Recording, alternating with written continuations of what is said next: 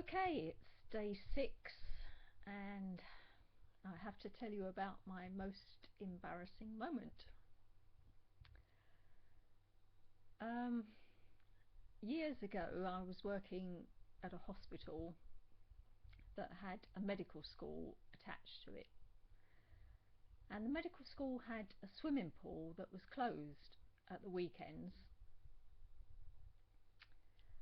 and my then boyfriend, who also worked at the hospital, was very friendly with the pool manager, so he knew that we were training for an event and said we could use the swimming pool at the weekend because it was shut and no one else used it.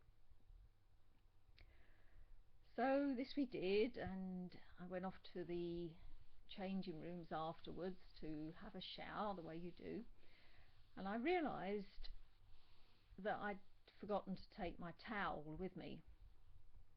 So we were there on our own, the doors were locked, so I rushed off down to the men's changing room at the other end to ask if I could borrow a towel.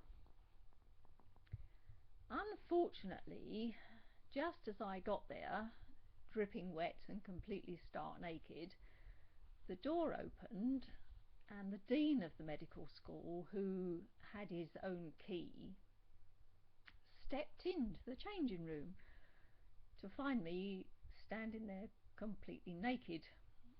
So there was a sort of a squawk, and I grabbed the towel and rushed off out, and I was kind of well, obviously I was very embarrassed, but I was trying to tell myself that perhaps, I'd left so quickly that he hadn't really taken in who it was. And I didn't know this man. I mean, we didn't have anything to do with the medical school staff. So anyway, that was the end of that. But unfortunately, about a week later, I happened to be walking through the medical school, and who should be coming the other way up the stairs but the dean. So I didn't really know whether I should look down at the floor and try not to make eye contact, or just to look at him and front it out, or just to hope that, as I hoped, that he wouldn't recognize me.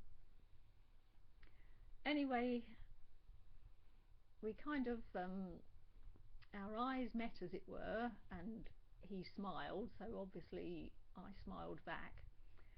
And just as he passed me on the stairs, he said, "Oh, I almost didn't recognize you with your clothes on." So I was even more embarrassed then than I had been in the swimming pool. And the funny thing, of course, it's like they say that when you buy a car, that you then notice all the other cars of that model on the road that you never noticed before. And it's not that there's more of them, it's just that they're now part of your life, so you recognize them.